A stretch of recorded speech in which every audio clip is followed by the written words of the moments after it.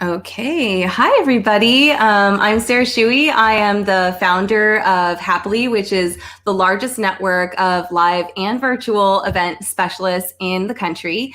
And every Wednesday at 2 p.m. PST, I jump onto LinkedIn Live, YouTube Live, and happily.io/learning to have a chat with one of my friends and collaborators that's a mastermind of the event industry and experiences industry. And today I have Lisa Conn, who is just amazing. And Lisa is the COO and co-founder of Icebreaker. Hello. I like that. I know. I love that you brought out like your yellow so that we could match. I love a coordinated outfit. Just always have, always will. So I had to match you a little bit. So wait, do you coordinate with your husband? He's very easy to coordinate with because he always wears a white t-shirt and jeans. I coordinate with my dog a little more. Oh my gosh, that's so cute. I made a big mistake. I bought my dog a black denim jacket. Very cute, very masculine. And my husband one day wears a black denim jacket. And one day they were walking the dog. He was walking the dog and people started teasing him. And he got mad at me because he didn't realize he was matching the dog. It wasn't really nice. Oh, that is adorable. I think so too. I'm glad that you agree. Yes, 100%. Okay, so aside from obviously her beautiful style and lovely personality, Lisa is a badass. So I'm going to read some of your bio and blush away. Lisa Conn has held leadership roles at Facebook, the MIT Media Lab. Is it forward.us or is it like, yeah, forward, but it's fwd.us. President Obama's campaign, and has consistently focused on healing societal division through community and technology. That's such a really huge, important life mission. Like, can you tell me a little bit more about how that's developed and maybe, a little bit more about your background? Yeah, I always like to talk about my family's roots. So my grandmother, whose name was Gertrude, she was an activist in the civil rights era.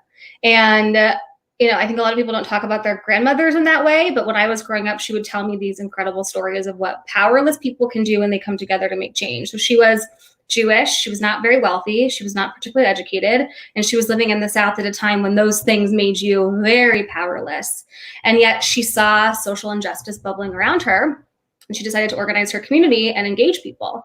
And so when I was growing up, she would tell me these stories of the amazing things that ordinary people can do when they come together with a shared strategy and shared resources and a clear vision for the world. And so I was obsessed with that growing up.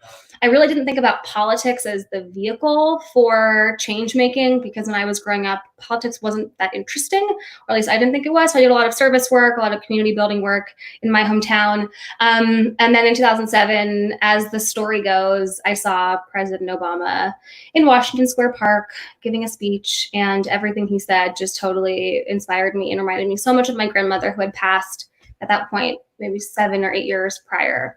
And so I started my career in politics, where I did on the ground community organizing work, electoral politics, issue advocacy. And then in 2015, I joined the MIT Media Lab, as you mentioned. I know we love technology. So I joined the Media Lab and I was studying Twitter data about the 2016 presidential election. And that election, as we all know, was very strange.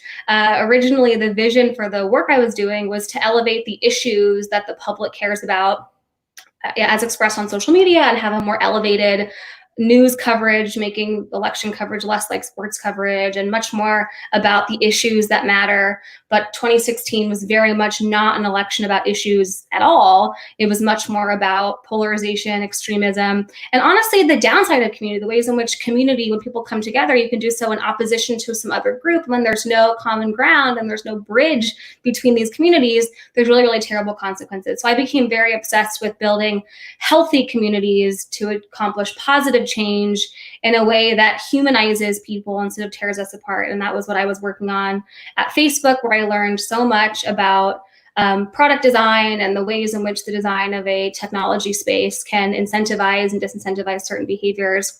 And all of that was poured into Icebreaker, which we started about 18 months ago. Yeah. And I mean, I think I really resonated a lot with you because like I sort of have also this background of like big, huge like brands or organizations and being with them from the ground up.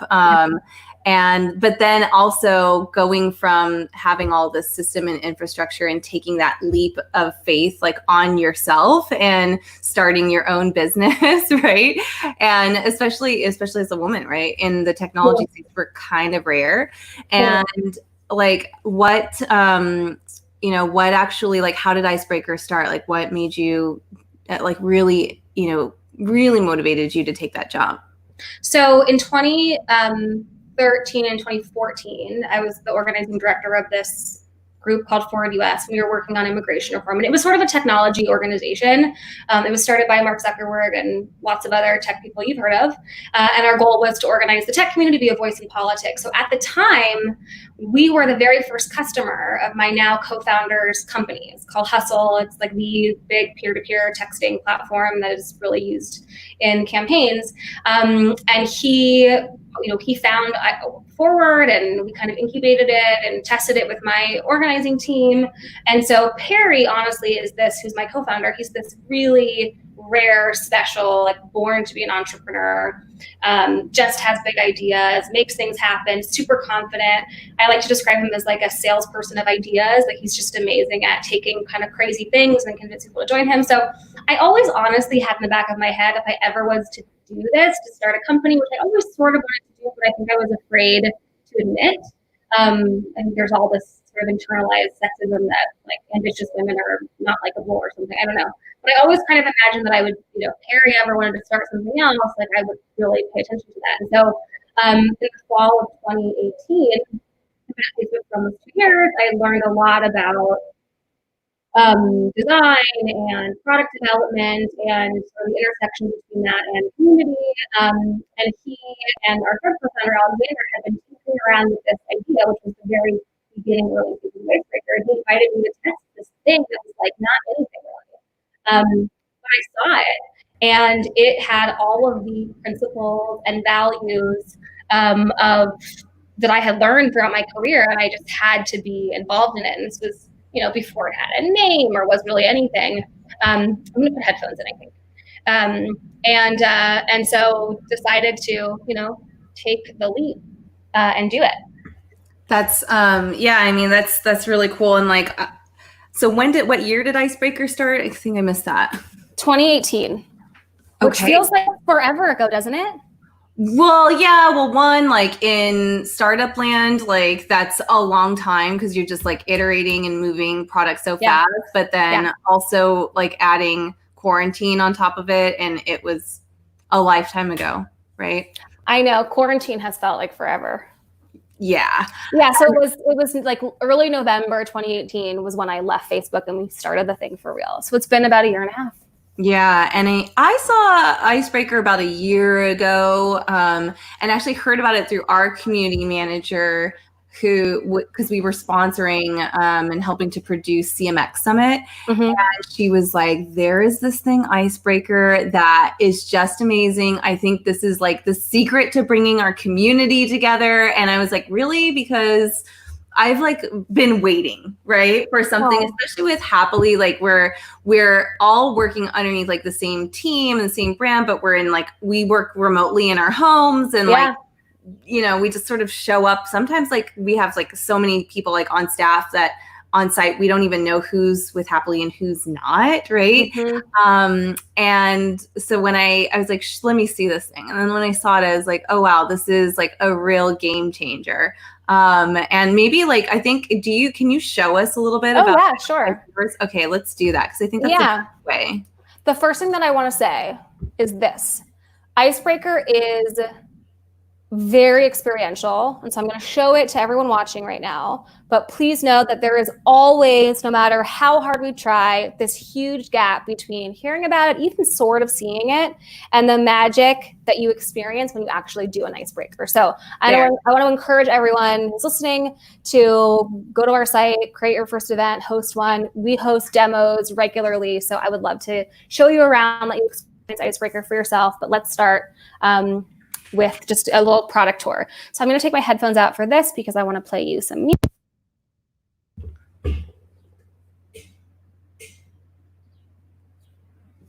Oh, okay. Actually, Lisa, I think, hold on.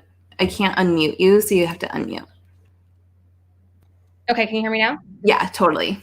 Great, sorry about that. So this is our homepage. This is the aforementioned denim jacket wearing dog who I like to coordinate with, named Henry. He obviously had to be represented on our landing page somewhere.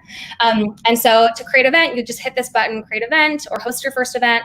It'll take you to a bunch of pre-made icebreakers. So if you'd like to host an icebreaker about gratitude or a virtual happy hour or a self-care check-in in just a couple clicks, you can do that. And it's really, really easy to organize. So and I think that's really helpful, actually, because it just takes a lot of time to think about what questions to ask, right? So, yeah. Yeah, I think about Icebreaker as you're designing conversation experiences, and that's not easy. I mean, even people who are amazing facilitators or educators or gatherers of people, it's a different format and it's challenging. So we want to make it easy and get you started, but you can always create your own completely from scratch, edit any of ours. So prior to this conversation, I made a gratitude game icebreaker, which is all about grounding yourself in gratitude. Gratitude has all sorts of positive benefits to us, especially at this time. So this is a very popular one that people use a lot. So I'm going to just do a quick copy and paste to Beyonce. So I've already created the event and I've already invited a couple of my colleagues. We have Clara and Daniel here. Hello, hello. And this is the view of a host. So if you create your first event, this is what you see. You have a little how-to video in here. You have a little host guide that answers all your questions. Some really snazzy, easy to use buttons. So I'm going to start by playing my favorite pump up jam, which is of course Beyonce, on top. So this is nice, people join, get to dance a little bit, doesn't feel like Zoom. Clara's loving it, Daniel's loving it. Bring the beat in. Amazing. So you can play not music videos if you want, you can play a TED Talk or something educational or silly or informative. I love starting with music. You also can go live. So this is our version of our stage.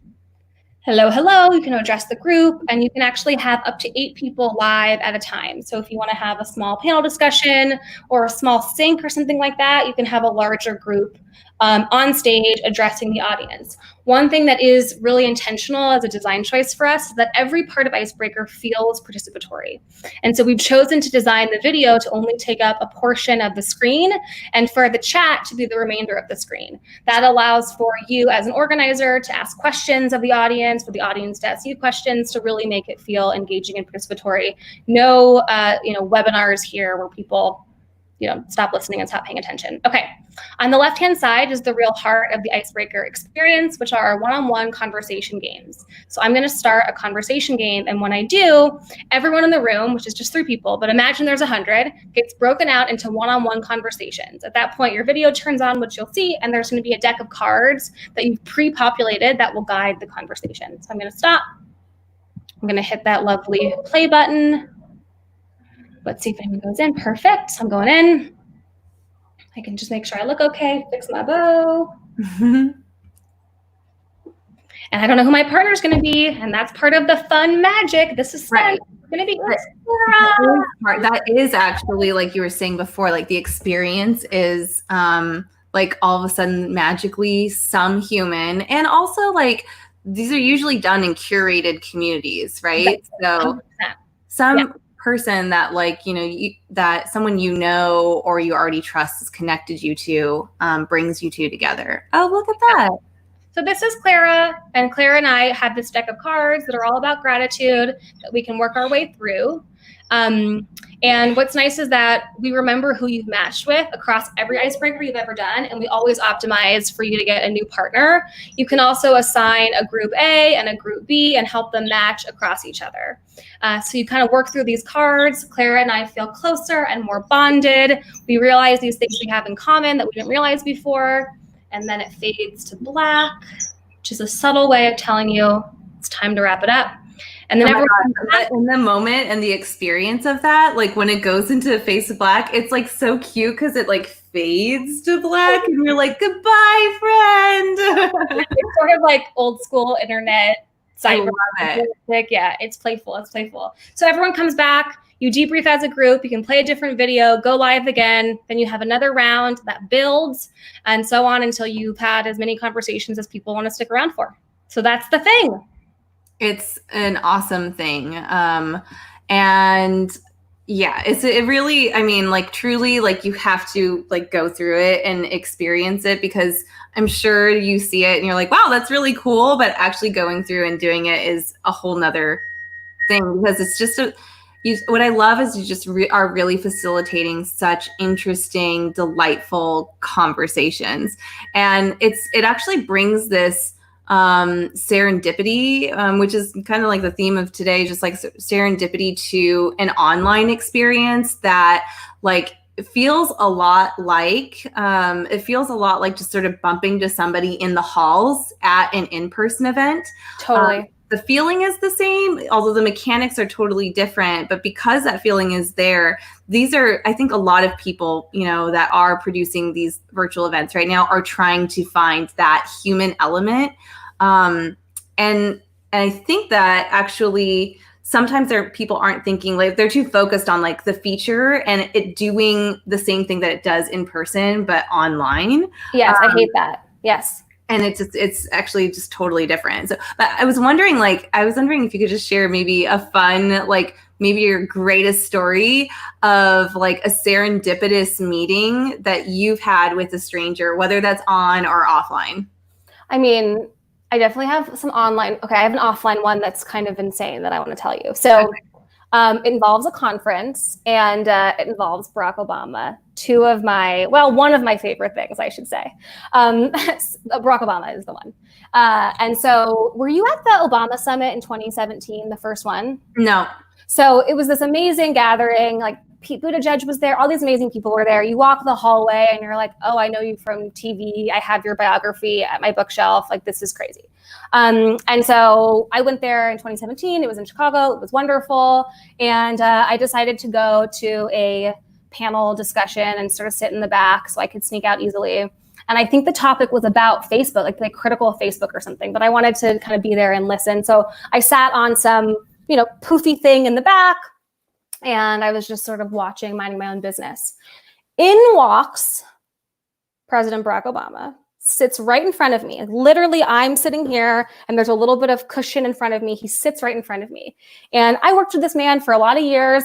We've had some posed photos together, but I've never sat on a couch with Barack Obama in my life. Like, who had? I mean, people have, I guess, but I haven't.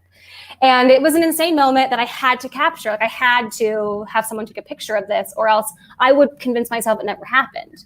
Right. So I'm like looking around the room to see if I know anyone who's there who can turn around and take a photo of me. So crazily, Perry, who's now my co-founder, happened to have also been at the conference. And he happened to be in that same panel discussion. And he happened to be sitting in a chair right in front of where this was happening. And so I texted him like 100 times. So finally he checked his phone. I was like, turn around. You have to take a picture. This is so insane. Please turn around. So he, got my message. He turned around, took this just totally incredible photo and sent it to me.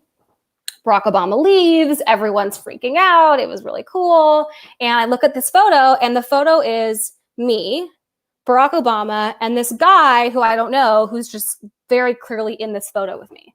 And so I turn to him and I'm like, hey, stranger, who's at the Obama Foundation Summit with me. I have a completely insane photo of you. What's your phone number? I need to text it to you. Like, I got someone to take a picture of us with Barack Obama. And he's like, oh, wow, thank you. So he gives me his number. I text him the photo. We're kind of giddy. It's just hard to not be starstruck, and you can't play it cool with Barack Obama. At least I don't think so.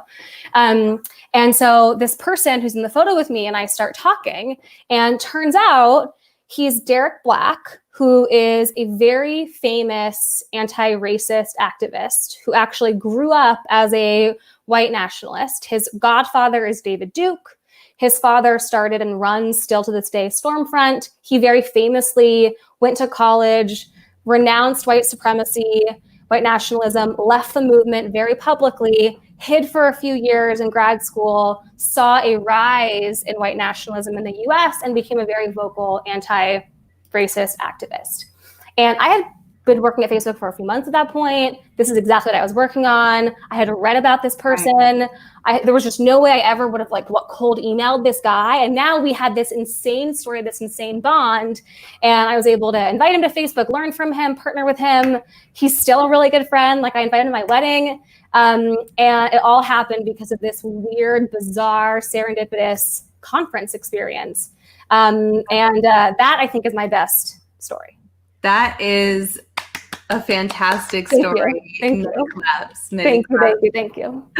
Now I'm gonna start sorry, I need to detour so that I can talk about your wedding, which has been in Vogue, it happened. I did it. It happened. And your wedding was gorgeous. Thank you. It was fun to plan. Seriously, did you, and I want to know, also, did you just have 1 million people at your wedding? Because you must have so many friends. No. So we should talk about your wedding, which was in the Daily Mail, which means you're a British celebrity. That's what that means. I didn't know what the Daily Mail was. You're a British celebrity. It's very cute. It's very cool. So what's interesting about our wedding, like yours, is we actually had to cancel a different one. So originally we got engaged, planned a wedding in this little surf town in Mexico where I went growing up, and that was the plan. And I had a whole vision for it. I'd gone to this town for years and years and loved it. Planned the whole thing, paid for pretty much everything. We were about to send out invitations. And then my dad, who I will start for whoever's listening, this is a happy ending, don't worry, but I'm going to say something sad. My dad had a severe heart attack. Oh. And at the time, we were about to send out invitations, and it was just unclear if it would be a good idea for him to travel to somewhere so remote with not great medical care. And so it was a very hard decision, but then at the end, a very easy one. We decided to cancel that wedding and then just quickly plan something new in LA 3 months later. And so I had this amazing perspective, which I hope if there's brides and grooms listening to this who are postponing or canceling, just take it as a challenge and an opportunity to do something amazing that's totally different. You did this, better than anyone I could ever have imagined. Seriously, you did this so well. But I had to really focus on what mattered to me, how I wanted to feel, how I wanted my guests to feel, what was really important. All of the stupid things that I had cared about with the first wedding that I thought mattered so much, just things that you just freak out about. It's so silly. I just didn't have those worries because at the end of the day, if I was there, if my husband was there, my mom, my dad were there, that was kind of all that mattered. So we ended up having about 100 people, which was exclusively best friends and immediate family. And there's so many people we love and love and love that we weren't able to include, but it was just the only way to get something low stress that was still beautiful and special and felt like us to happen, which is the opposite of you. I invited people to your wedding. I sent the link to random people. Seriously. I know. Margo watched. We had we had 300 something RSVPs. And then the day of, we had 1,500 people that actually came. And I was wow, people must have been sharing it, which is awesome. It was designed. Yeah. It's funny because a lot of people were is it okay that I watched your wedding? And I'm yeah, it was. People asked me that about you, and I was I think it's okay. They're well, she know I'm watching. I'm I don't know. Tell her it's cool. Yeah. No, I just wanted to let people into sort of just a whole new way of thinking about how to handle life these days. Yeah. I love the beat COVID slogan that's going around, and that was just our way of doing it. And I agree with what you were saying before about how actually just when you have a shorter time frame, now knowing that you just kept pushing and did 2 weddings essentially, planned 2 weddings. Yeah. But I found that with wedding planning, and then especially when it's yours, I kept saying, yeah, sure, let's add this, let's add that. And it just kept getting extra. But with that time frame, it actually made me make very creative and intentional decisions that I wouldn't have done if it was just my real wedding. Yeah, I believe that creativity requires constraints. Yeah. And when you have something that is locked in that you cannot change, it's blue sky is really hard. Any totally open possibility, it's really hard. You have to anchor yourself in something, and then you can get really creative around that. I think what you did, not beyond it being a wedding, just the idea that we can reinvent life and reinvent gatherings during this time was so inspiring to me, which is actually, it was what motivated me to send it to people who I know. I have a friend who's actually joining the team full time, who's been working with us as a senior at NYU. She's graduating and she isn't having a graduation. And that's really sad. It's like these life events that aren't happening, and it's really, really sad. But I shared with her your wedding because it was just this hopeful example of you can do things differently and get really creative and be the first ever to do something this way. This is the class of 2020 is the first class ever where no one's having a graduation. Like, if you think about it that way, that's kind of badass. That's kind of cool. Yeah. And we have no choice but to choose to move forward and think about things differently. And your wedding exemplified that. Yeah, thank you so much. I mean, I've loved having the opportunity I loved being the first, of the first, because then I think it actually made me do weirder things than I would. It was so weird. It was so weird. That music video was incredible. That's what I yeah. For me, that was the wildest thing. It was, I have to watch it again. It was amazing. Totally. And that's really funny. It's because, and I was thinking, even back to serendipity, just sort of thinking about the more the more you play, you just create a foundation and a system, and you just add a little bit, just one tiny change. Yeah. I think with you and what you did with Icebreaker, that small tiny change is just really focusing on those one-on-one interactions. I was so we use Icebreaker, happily. I've told so many other experiential organizers about that, and they're literally come back to me and they're like, "Thank you, that was so clutch for us." I'm wondering, do you have can you share any best practices or use cases? Is it only B2B, or are people just using it for their social lives too? Who's using Icebreaker and how? The wild thing about the last 2 months is that our dream was always to build a digital experience that is useful for all kinds of communities. And I like to use the word community, but I'm referring to any group broadly. Your company is your community. Your family is your community. Your group of friends is your community. Your hobby is your community. Your identity as a dog parent makes you a part of a community. And so we built this for all kinds of communities. And honestly, COVID has exposed the real need for community more than ever, and the need for people to have authentic, meaningful, real interactions online. And so one of the things I'm really proud of is that all of the use cases that you described are using Icebreaker. We definitely have tons and tons of B2B users, a lot of companies who use Icebreaker internally to have conversations about culture and resilience, and do lightweight kind of trainings and brainstorms and that sort of thing. A lot of universities are using Icebreaker for admissions events, and all sorts of other reasons. But then we have tons of totally unexpected, real people just wanting to gather examples. So we have had wedding receptions on the platform. We've had little kids' birthday parties on the platform. We have a ton of dating events. People need love in the time of coronavirus. Dating on Icebreaker dating events. A no-brainer. A dating thing. Yeah. That must be so great. Yeah. So just tons of things that, if there's a reason to gather. I was invited to a friend's Zoom birthday party, and I went, of course. And someone I didn't know on the Zoom was like, what we should do instead is this thing called Icebreaker. It was like hearing your song on the radio. It was really cool. And so we did an Icebreaker for this friend's birthday party who I know, and I got to meet her friends who I hadn't met before. It's really interesting, the breadth of use case. That's amazing. Okay, so I'm gonna close this out. Thank you so much for coming. But I always end with some weird little game. And okay, so this game that I invented, and I don't know the other things, but it's the one. I can't say anything else. It's the one. So what it's called is Bad Search, Good Job. And what I've done is I've gone on LinkedIn and I looked up your name, Lisa Conn. And have you done this where you put in someone's name and then you click on and someone else has your name and you're like, wait a minute, who is this person? But what's funny about that is for a while, my LinkedIn photo was some other person. If you Googled my name, it would show up LinkedIn, but some other woman who was in her 50s. So maybe this is who you're going to show me. Maybe this is who it is. I need to know her. So then what I'm going to ask you is, so we know her name is Lisa Conn, Oh, obviously. look at her. She's fun. Look at those cool glasses. Yeah. And she's lovely hair. What a chic outfit. Her glasses are really cool, actually. Yeah. So you now have to guess what your doppelganger. It's not really a doppelganger. She doesn't look at It's like a namelganger.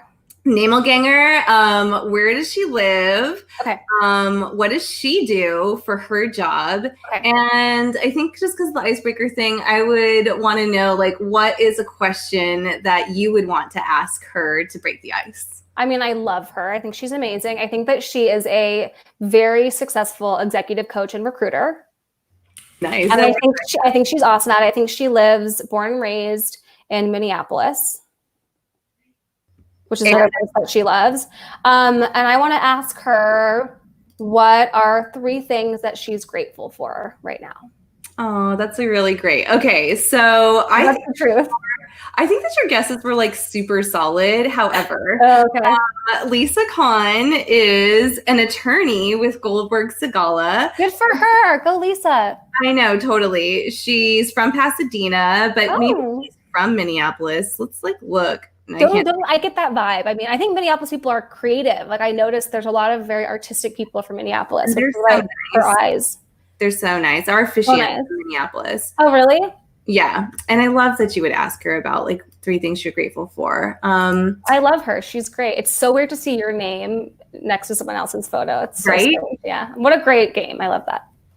Well, Lisa, thank you so much. Everyone go find Lisa Conn on LinkedIn, this one, and also the other one. How about the other one? Yeah, let's all be friends. Let's do both, right? Yeah, like make friends. And definitely like check out Icebreaker.video. It's amazing. It's awesome.